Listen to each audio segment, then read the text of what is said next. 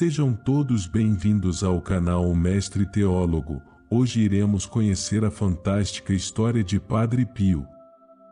Francisco Forgione nasceu no vilarejo de Pietrelcina, na província italiana de Benevento, a 25 de maio de 1887, e foi batizado logo no dia seguinte. Seus pais, Grazio e Maria, eram pessoas humildes, pobres e muito devotas, onde tiveram 7 filhos que educaram na fé cristã. Francisco queria ser padre desde muito pequeno. Ele dizia querer viver para Deus, consagrar-se a Ele e fazer o bem às pessoas. A mãe deu o seguinte testemunho sobre sua infância, onde ele não cometeu nunca nenhuma falta, não tinha caprichos, sempre obedeceu a mim e ao seu pai. Toda manhã e tarde ele ia à igreja visitar Jesus e a Virgem Maria. Desde pequeno tinha grande devoção a Nossa Senhora e ao seu anjo da guarda. Não saía com os seus companheiros. Às vezes eu lhe dizia: vá lá fora brincar com os meninos. Mas ele me respondia: eu não quero porque eles blasfemam. Segundo escreveu o padre Lamis, da paróquia local, e que dirigiu espiritualmente o menino, desde os 5 anos de idade ele teve visões sobrenaturais. Ele achava aquilo normal, pensando que todo mundo também as tinha. Ele via aparições do anjo da guarda, de Maria, de Jesus e também de demônios. O tormento das aparições demoníacas era sempre confortado por aparições celestiais. Deus o conduzia por uma via extraordinária. Aos 15 anos, pouco antes de sua entrada no convento dos Capuchinhos, teve a visão de um homem esplendoroso que o convidava a lutar contra o que ele chamava de gigante tão alto que sua testa tocava as nuvens. O gigante era o demônio. O jovem Francisco juntou suas forças às do homem esplendoroso e lutaram contra o gigante. Depois o homem disse que essa batalha aconteceria durante toda a sua vida, mas que ele deveria lutar sem medo, pois seria sempre vencedor. Aos 16 anos pôde realizar seu sonho de consagrar-se inteiramente a Deus. Em 1903, entrou na Ordem dos Capuchinhos, tornando-se filho espiritual de São Francisco de Assis. Ele escolheu o nome religioso de Pio. Sua saúde, porém, era ruim. Várias vezes foi enviado para a casa dos pais para se recuperar de doenças. Assim que melhorava, retornava ao convento. Em 1907 fez os votos solenes, tornando-se um frei capuchinho. Em 1910 foi ordenado sacerdote na Catedral de Benevento. A sua missa durava em média 4 horas, e muitos diziam ter a impressão de que assistiam à paixão de Cristo. Nessa época, ele se ofereceu a Deus como vítima pelos pecadores e pelas pobres almas do purgatório. A Igreja apenas permite isso quando há um diretor espiritual muito competente para auxiliar quem se oferece, pois todos fomos salvos, preservados deste sacrifício por Jesus, e quem se oferece, paga a sua generosidade com grandes sofrimentos. Depois de passar por vários conventos, chegou em 1916 à pequena comunidade capuchinha de San Giovanni Rotondo, uma cidadezinha italiana da região do Gargano, onde acabou ficando pelo resto de sua vida. Era muito metódico e seus dias eram sempre preenchidos por longos momentos de oração. Acordava sempre na alta madrugada e ficava horas na capela, sozinho, rezando e meditando. Rezava 5 rosários por dia. Assim ele se preparava para celebrar a missa. Esta era a parte do dia de que ele mais gostava, pois no silêncio da madrugada não era interrompido por ninguém e podia ter grande intimidade com Jesus sacramentado e com Nossa Senhora. Dizia sempre, e nos livros buscamos a Deus, na oração o encontramos. Depois da missa tomava um café da manhã bem simples e passava a atender os fiéis. Logo se espalhou a notícia de que ele era um excelente confessor e conselheiro. As filas no seu confessionário cresciam cada vez mais. Chegava a passar até 14 horas por dia confessando e atendendo pessoas. Muita gente sem fé se convertia ao falar com ele. Dizia para muitos ao final da confissão: lembre-se, os seus pecados, por mais numerosos e graves, são limitados, a misericórdia de Deus é infinita. Em 1918, a Primeira Guerra Mundial e a gripe espanhola mataram quase todos os freis do convento, restaram apenas 3, entre eles Padre Pio. Um fato extraordinário ocorreu quando ele rezava na pequena igreja do convento, diante do crucifixo. Ele descreveu o ocorrido numa carta enviada a um padre amigo. Foi na manhã do dia 20 de setembro, no coro, depois da celebração da Santa Missa. Fui surpreendido por um descanso do espírito, parecia um doce sonho. Todos os meus sentidos, além das faculdades da alma, se encontraram numa quietude indescritível, senti uma grande paz. Tudo aconteceu num instante. Eu vi na minha frente um misterioso personagem que tinha as mãos, os pés e o peito emanando sangue. A visão me assustou. O que senti naquele instante não saberia dizê-lo. Senti como se eu estivesse desfalecendo e morrendo, se Deus não tivesse intervindo para sustentar meu coração, que parecia saltar do peito. Acho que teria morrido. A visão do personagem desapareceu e eu me dei conta que meus pés, mãos e peito estavam feridos e jorravam sangue. Imagine o suplício que experimentei então e que estou experimentando continuamente todos os dias. A ferida no coração sangra continuamente. Ela começa na quinta-feira pela tarde e vai até sábado. Meu Pai, eu morro de dor pelo suplício que experimento no mais íntimo da alma. Temo morrer em sangue, se Deus não ouvir os gemidos do meu pobre coração e ter piedade de retirar de mim esta situação.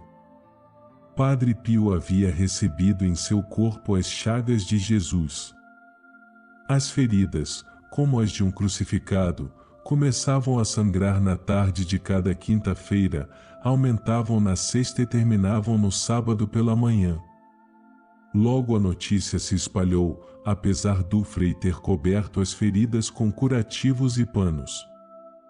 As feridas foram examinadas por vários médicos chamados pelos frades e por alguns que se apresentaram espontaneamente.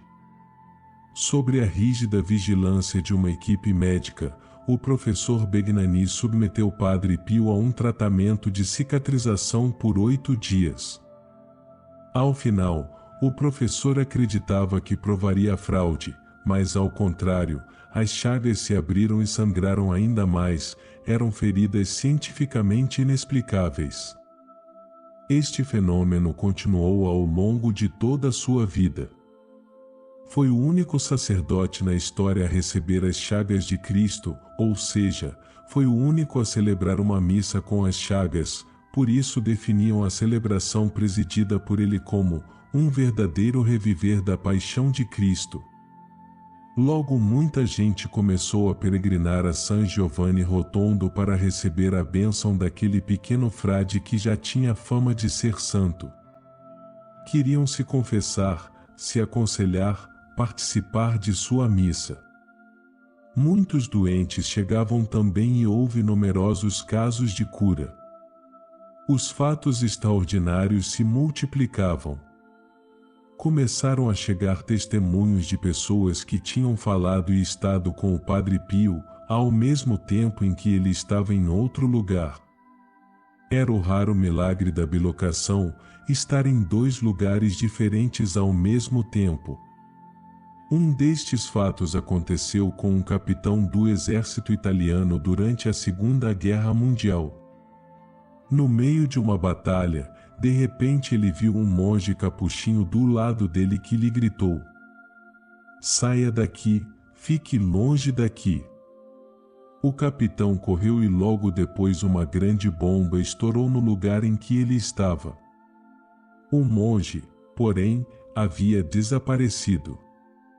Pela descrição, alguém achou que podia ser o Padre Pio. O capitão viajou até San Giovanni e, ao ver o frei, caiu de joelhos chorando e dizendo: "É ele, foi ele que me salvou a vida." O Papa Pio XI, que a princípio estava um pouco duvidoso quanto à via extraordinária do Padre Pio, devido às calúnias e perseguições que pessoas de fora e de dentro da igreja empreenderam por achar que era tudo fraude, teve a confirmação de que se tratava realmente de um homem sobrenatural. Durante a beatificação de Santa Teresinha, muitas testemunhas, entre elas cardeais e membros do alto clero, afirmaram ter visto o Padre Pio na Praça São Pedro. Logo depois, confirmaram que o capuchinho não havia tirado os pés de seu convento. Tratava-se de mais uma bilocação. Pio XI, após ouvir o testemunho de Dom Orione, em quem confiava muito, disse: "Se Dom Orione também o viu, sim, acredito." Sobre a investigação de seu serviço sacerdotal iniciada pela Igreja, foi uma sucessão de mal-entendidos, pessoas de fora e de dentro da Igreja, invejosos das multidões que o procuravam, começaram a dizer gratuitamente, sem nenhuma prova e nem mesmo indício, que os milagres eram todos forjados, que era tudo uma invencionice dele e dos demais frades do seu convento. Como a Igreja trata destas coisas com muita seriedade, um inquérito eclesiástico foi aberto e durante as investigações, suas aparições públicas foram restringidas. A investigação provou não só sua inocência, mas que os milagres atribuídos a ele eram realmente inexplicáveis. Padre Pio dedicou esse tempo à oração. O inquérito durou 20 anos, do pontificado do Papa Pio XI até João XXIII, mas os papas pouco tiveram a ver com a história, e sim a equipe que foi até o Padre Pio para pesquisar sobre sua vida. O próprio Papa João XXIII repetiu várias vezes ao final de sua vida: "Sobre Padre Pio, me enganaram." O Papa João Paulo II, anos mais tarde, interpretou sabiamente esses períodos chamados de decênios de fogo.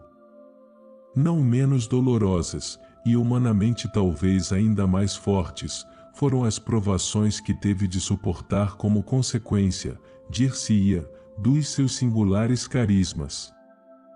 Na história da santidade às vezes acontece que o escolhido, por especial permissão de Deus, é objeto de incompreensões.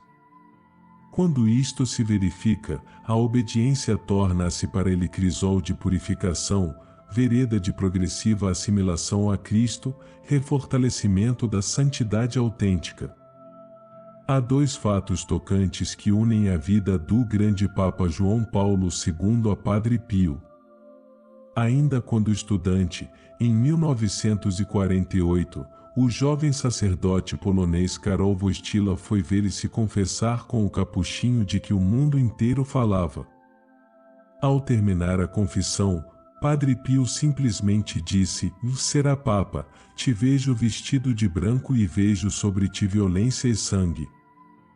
O futuro Papa sempre manteve isso em segredo. O fato se tornou conhecido apenas após sua eleição como Papa. Anos mais tarde, em 1962, quando o então bispo Wojtyła estava na Itália para participar do Concílio Vaticano II, ficou sabendo por carta que uma amiga de juventude, Wanda Poltauska, tinha um grave tumor e as esperanças eram nulas.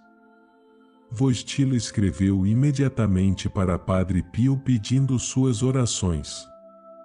Neste tempo, devido à investigação sobre seus serviços sacerdotais, os membros do clero não podiam se comunicar com Padre Pio, mas Wojtyła fez a carta chegar através de Angelo Battisti, colaborador de Padre Pio. Battisti disse que ao entregar a carta a Padre Pio, ele comentou: "Vangelino, a este não se pode dizer não."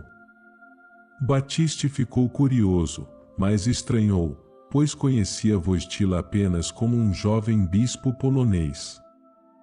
11 dias depois, o colaborador de Padre Pio levou mais uma carta do bispo Wojtyła para o capuchinho. Desta vez era para agradecer, pois sua amiga havia se curado repentinamente, momentos antes da cirurgia. Se na infância Padre Pio via os demônios em forma de criaturas horripilantes, foi pior depois de adulto. Este seu aspecto sobrenatural foi muito forte, a tal ponto que o famoso Padre Gabriele Amorth, filho espiritual do Padre Pio e principal exorcista do Vaticano, conhecido mundialmente como o Grande Exorcista, relatou o seguinte episódio: "Desde quando sou exorcista, recorro sempre à ajuda do Padre Pio, que por toda a vida combateu contra o demônio e sempre venceu. E devo dizer que Padre Pio me ajuda muito. Durante os combates, eu não vi nenhum sinal sensível de sua presença. Mas muitas vezes é o demônio, através da pessoa possessa, que vê a presença do Padre Pio e grita: e aquele frei, não. Não quero aquele frei. Mande aquele frei embora." Mas não apenas a via espiritual do Padre Pio era extraordinária, ele também foi o criador de grandes obras que existem até os dias atuais. Exemplo disso é a Casa Alívio do Sofrimento, um dos mais modernos hospitais do sul da Itália, que atende principalmente enfermos pobres. Ele não quis que o lugar fosse chamado de hospital, pois queria uma casa com atmosfera espiritual que curasse as feridas do corpo e principalmente da alma. Não quis que os leitos tivessem números, mas sim os nomes dos pacientes. Padre Pio passou 50 anos em San Giovanni, levando a mesma vida e fazendo o bem aos que o procuravam. Sua fama de santidade já percorria o mundo, mas ele continuava a sua vida pobre de frade capuchinho, sem fazer grandes sermões ou discursos, sem escrever livros. Ele disse várias vezes: "Eu quero ser apenas um pobre frade que reza." Quase nada se sabe de sua vida particular no convento, pois era uma vida simples e rotineira, como a de qualquer frade ou monge. Nos últimos anos, sua saúde piorou e seus sofrimentos físicos aumentaram. Faleceu serenamente e em paz, após receber os sacramentos e celebrar sua última e emocionante missa, aos 81 anos de idade, no dia 23 de setembro de 1968. Sua morte provocou uma verdadeira comoção nacional na Itália. Uma imensa multidão foi a San Giovanni para o enterro. Todos já o consideravam santo. 3 anos após sua morte, o Papa Paulo VI disse sobre o Padre Pio: "Olhai a fama que ele alcançou, quantos devotos do mundo inteiro se reúnem ao redor do seu túmulo." Mas por quê? Por ter sido talvez um grande filósofo? Por ter sido um sábio? Por ter muitos meios à sua disposição? Não. Isto se dá porque ele celebrava a missa humildemente, confessava da manhã à noite e era, como dizê-lo, a imagem impressa dos estigmas de Nosso Senhor. Ele era um homem de oração e sofrimento. Depois de sua morte, as multidões não cessaram de acorrer a San Giovanni. Por isso, um grande santuário foi construído para acolher a massa de fiéis. O processo de beatificação foi aberto logo após a morte. A prática de todas as virtudes em grau heróico foi provada abundantemente. Dentre os inúmeros milagres atribuídos ao santo após sua morte, foi escolhido o de uma senhora de Salerno na Itália. No dia 2 de maio de 1999, o Papa João Paulo II declarou o beato.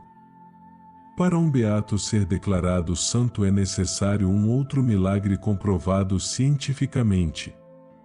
Foi escolhida a cura inexplicável de uma criança gravemente enferma, Matteo Colella, da própria cidade de San Giovanni.